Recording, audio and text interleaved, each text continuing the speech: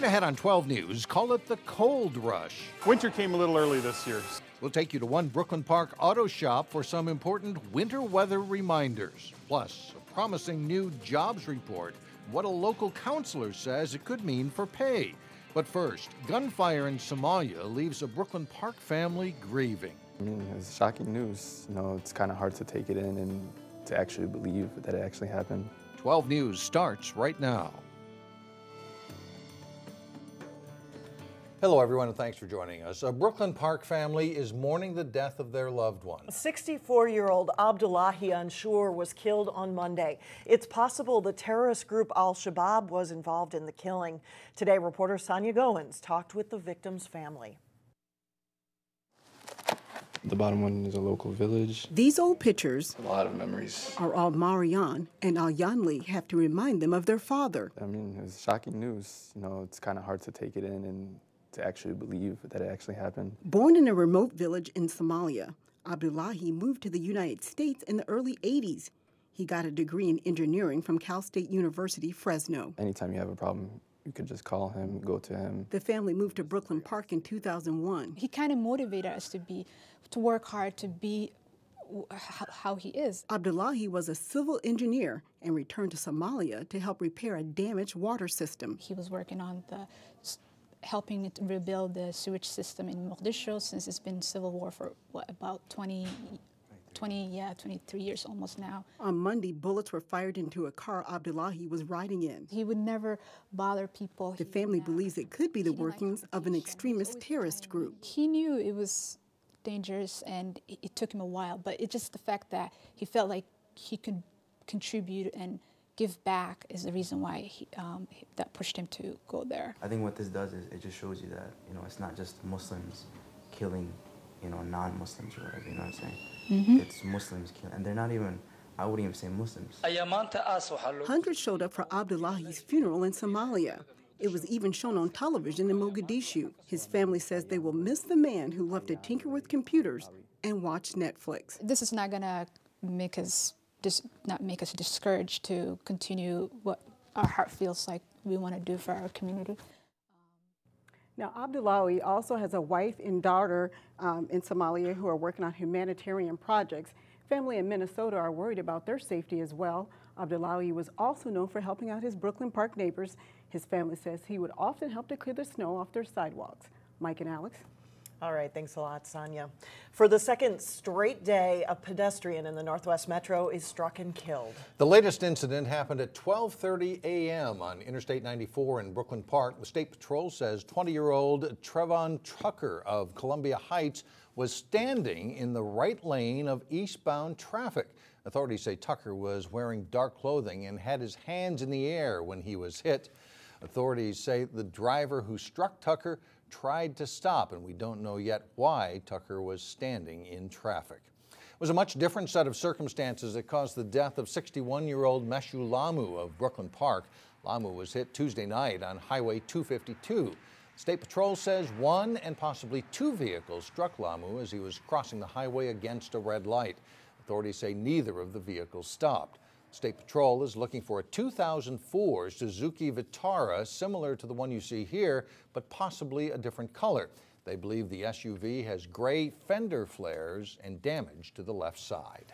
Brooklyn Center police have now arrested a total of 3 people following Monday's shooting near Checkers fast food restaurant. 2 of those people had to be hospitalized with what police say are non-life-threatening injuries. Police say the 2 men injured or the 2 injured men were involved in some sort of confrontation before they fired shots at each other. Authorities recovered both of the weapons used. They also continue to look for one additional person connected to the shooting. As we enter into the holiday season and become a little preoccupied, it can be a prime time for burglars to strike. Robbinsdale police are reminding homeowners to be aware of their surroundings. They've had some garage burglaries recently, as well as a home break-in Wednesday while the residents were inside sleeping. No arrests have been made. We are seeing burglaries. We see them every month. Sometimes they tend to surge and back off. A lot of times when we see a surge, it's because there's a particular suspect that's working the area. During the holidays, if you're away, make sure your home looks occupied, leave the lights on, have someone shovel snow, and have packages or deliveries sent to a workplace or ask a neighbor to pick it up. And for more tips, the Robbinsdale Crime Prevention Association is holding a meeting on December 3rd at 7 o'clock on the second floor of the police building. A Brooklyn Park job counselor says her clients are finding work faster.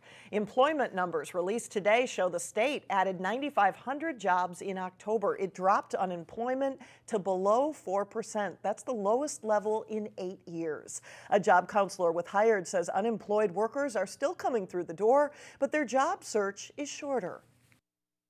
Definitely the jobs are there to be obtained and they are securing them. They may not necessarily be getting the pay, same grade that they were at, but they've accepted that and realized that, you know, it's a changing times and the going rate isn't the same as it has been in the past. But Wilson says that may change too if the good job numbers continue for at least 6 months. She says pay could improve as employers compete for workers. And locally, Plymouth and Maple Grove are closer to 3% unemployment. This early stretch of November could rival the longest, coldest streak of winter weather in recorded history. The unexpected cold air has people scrambling to prepare for the cold winter still ahead. And reporter Shannon Slatton has a reminder for what to do for your car. Winter came a little early this year. Too cold, too soon. It got cold fast. We got a little snow earlier than normal, so it's definitely been busy because of it. When the cold, snowy weather blew in, Pretty much when it happened, then it got a little crazy. cars drove in here to Victory Auto in Brooklyn Park. Things that we've talked to people about over the summer, now they said, oh boy, it got cold. We need to get in here and get that taken care of. Brian Shower says one of the most common mistakes people make when it comes to winterizing your car is a simple one to fix. Well, it's a bad thing anytime to run on a low tire. You don't get as good a traction, your gas mileage goes down. You put excessive wear on the tire. They can overheat and that'll wear the tire excessively. So when it comes to winterizing your car, there are 3 things you need to check: your battery, your fluids, and your tires. Going to some area auto repair shops to make sure that there's nothing wrong with the battery and that it has enough strength to deal with the extremely cold temperatures. The calls coming into AAA haven't rivaled what they expect for the upcoming winter. Definitely getting calls, but we understand that this is just the beginning for us. So they urge drivers to have your car checked out now. These are all steps that we feel are very important that drivers need to take now to avoid any hardship later in the winter months. Because one thing is for sure, there's definitely more wintry weather ahead. It's inevitable. This is Minnesota. It's going to be cold. You might have known what to do to winterize your car, but what about your bike? Since the Twin Cities is a hot spot for winter biking, there are 3 things you need to check out. First, make sure your tires are winter ready. Then, make sure you have a light. And finally, wear warm clothes. In Maple Grove, Shannon Slatton, 12 News. Also worth noting, make sure you have a winter emergency kit in your car. And we've got a list for what to include in it on our website. Just go to 12.tv. Plenty of winter ahead. Oh boy. Yeah. Coming up, we'll meet 2 standout students who are about to put your brain into overdrive. And then a little bit later in sports, a preview of this weekend's Channel 12 Turkey Trot Boys Hockey Tournament. The first, a warm-up, finally arrives. Friday, we could celebrate temperatures in the 30s.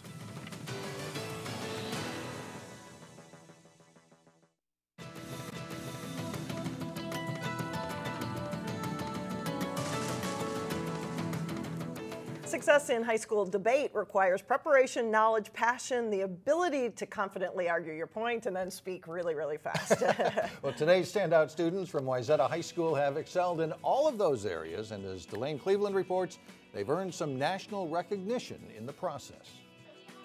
So, hey everybody. At Wayzata High School in Plymouth, seniors Tiffany Haas and Kate Galing are well-rounded students. I'm currently the student body vice president. I was a varsity swimmer freshman year. I am in the string orchestra. I'm in Link Crew, which helps orient freshmen each year. I tutor some students after school, and I'm also pretty involved in my church. You want to use that room? But get these 2 into debate class. Right now in the status quo, we don't have tariffs. We just need to have ships and able to move our goods places, which the affirmative allows. And your mind better be ready to keep up. First on the shipping advantage, status quo efficiencies and regulations on emissions are creating increased costs in shipping, causing decline. Nuclear shipping is the only solution guaranteed. Increasing capacity and efficiency. There are 3 controlling economic forces. All food prices, drug countries, the last offer supply. Second is economy, the royal when these two go about arguing their points. Each speech only has like a set amount of time, so you want to be able to get as many arguments out as possible. And there's a stronger chance that your opponent doesn't hear one of the arguments if you're talking quicker. This is kind of a sneaky trick. And so we do lots of practice debates and practice speeches each week. They've become so good at their craft Say that we destroy the environment. However, first, there's no impact to nuclear. that Tiffany and Kate are currently the #1 ranked debate team in the entire nation. And it's still like so surreal that we managed to do it. We're winning tournaments, making it to final rounds of tournaments. And I think it's really exciting just because of the hard work that it takes. Hard work that requires hours of research and practice. It takes a lot more work, I think, than a lot of other activities I'm in, and it's also more rewarding. You know, I've always enjoyed writing, research, and just kind of the academia behind it. Their debate coach calls them an asset for reasons beyond their individual success. They often are judging debates for some of our younger debaters. They're doing research that helps the entire team, so they provide a lot of leadership and input. Both say they're considering future careers in law. The sky's the limit in terms of their abilities as professionals and leaders in the community. In Plymouth, Delane Cleveland, 12 News. Tiffany and Kate have qualified for the national championship for debate, and that takes place in April in Kentucky. And if we read the news that fast, we'd be done. Might be entertaining to change it up, right? Coming up, the CD release party where you'll find the hardiest of Minnesotans. But first in sports, a good Maple Grove boys hockey team is ready to lace them up for another season. John Jacobson has a preview of the Crimson on the eve of their very first game. We'll be right back. John Jacobson with sports now, and we're finishing up football. Got a big day on Friday, but pretty soon hockey's right around the corner. Hockey's here today, No. tomorrow, Friday. You know, boys hockey, girls hockey's already started, and now the boys get started. The puck drops this weekend for some local teams as the boys hockey season gets started in Minnesota. Maple Grove was hoping to become one of the top teams in the Northwest Suburban Conference. Though they lost some talent to graduation, the Crimson bring back a solid core of players. A team that was 15-9-3 and placed 4th in the Northwest Suburban last winter. The Crimson will feature a very talented first line and a good defensive group. Things have looked good so far. We got some fast forwards, and we're not very big, but we're very fast, and we can squeeze around you. We got a lot of veteran guys, and we got a lot of rookies too, but you know, the good thing is our rookies come in with a lot of valuable Bantam experience from last year, and it's a pretty even squad. We definitely have a top first line, one that's going to be a force to be reckoned with throughout the state this year, and I can't wait to get going. Maple Grove opens the season at the Channel 12 Turkey Trot Tournament at Plymouth Ice Center Friday and Saturday, opening with Wayzata.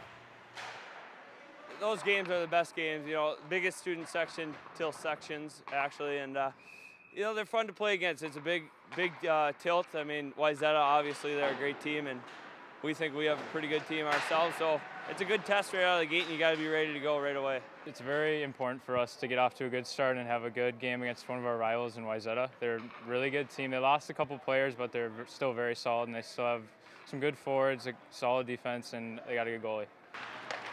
Maple Grove has 5 football players who are just returning to the ice full-time after advancing to the semifinals in football.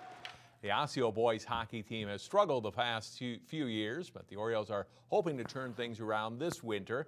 Osseo has won just 7 games over the last 2 seasons, but they have a good group of guys returning, both up front and on defense. The Orioles played a lot of underclassmen on varsity the last 2 years, and those kids are now seniors and should bring a lot of experience to the ice. I think the guys are excited to have a fresh start. You know, we got a lot of guys now that have played varsity. This will be their 3rd year. We got, I think, 7 or 8 core guys that have been around for 3 years. You know, they should know the ropes by now. We're looking forward to this year. We got a pretty good nucleus to build around. This year will probably be more of a puck possession team because our offense has been really strong the last few years, and we've been all playing together since sophomore year. So the chemistry has been really good. The biggest question mark for Osseo will be in net. 3 goalies are competing for the starting job, but none has much varsity experience. The Orioles open the season Saturday at home against Buffalo. Wayzata's boys hockey team will have home ice advantage as they host the Channel 12 Turkey Trot Tournament. The Trojans are coming off a 20-win season last winter. They placed 2nd in the Lake Conference, but were upset in the Section 6AA semifinals by Benilde St. Margaret's. They always look forward to the turkey trot, as they told our Jay Wilcox. You know, it's definitely probably one of the best parts of the season, you know, getting it started because we're so excited, and, you know, definitely all the fans there because it's probably one of the few games where we get full stands and stuff, so it'll be pretty fun. Practice is tough for 2 weeks without playing a game for these guys. You know, in youth hockey, they're used to playing, you know, all the time. So, you know, for us, you know, being my 4th year now, you know, our kids all love coming to play the first couple of weeks, and you know, only 5-6 practices going in, which is totally fine. But they've been working hard all year, and they're ready to play and, you know, hit somebody else. The Trojans open the turkey trot against Maple Grove Friday night at 7:15. Edina and Holy Family play in the first game of the tournament Friday at 5 o'clock. Along with our live coverage of this year's tournament, we also have added a special turkey trot section to our mobile app. On it, you'll be able to see tournament information, be able to follow our live in-game Twitter feed, as well as watch the games themselves live. We'll be tweeting out during the entire tournament from our Twitter handle @12sports. If you tweet out pictures of you and your friends enjoying the games, we'll retweet them and may show them on TV during our broadcasts. If you don't have our app already, you can download it from your mobile device by going to our website at 12.tv. You can also get more information about this year's Turkey Trot tournament there as well. So a lot of exciting things happening with that, and with the tournament, 4 teams all ranked in the top 15 preseason in Class AA. Such a good competition. Yes. Busy weekend for you guys. Thanks a lot, John. Coming up, the group that can easily overcome a long, chilly wait. The reason for the long lines in Plymouth and why no one seemed to mind when we come back.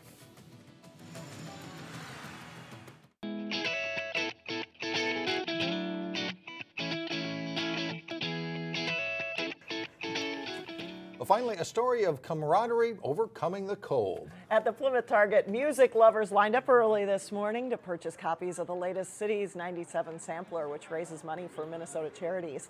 Brad Gilbert was one of the early risers. He arrived, listen to this, 4 a.m. It's something he's done for the last 10 years. During those occasions, he has noticed the same people showing up with him. We said, you know, maybe we should bring coffee. So we started out with coffee, and eventually we migrated to a stove. We started making breakfast, and now we make egg sandwiches and sausage, and we have a good time. It's the same group of people. We have 4 hours that we meet for once a year, and this is it. He makes a convincing case. Did we mention, though, that it felt like -10 outside this morning? But Brad and the others didn't seem to mind. As for the CD, well, that's the only gift Brad's wife wanted for Christmas, so well worth the wait, we'd hope. Yeah, it feels like 10 below. That's right. Wow. That does it for us. Thanks so much for joining us. Stay with us. Community Corner is up next. We'll see you tomorrow.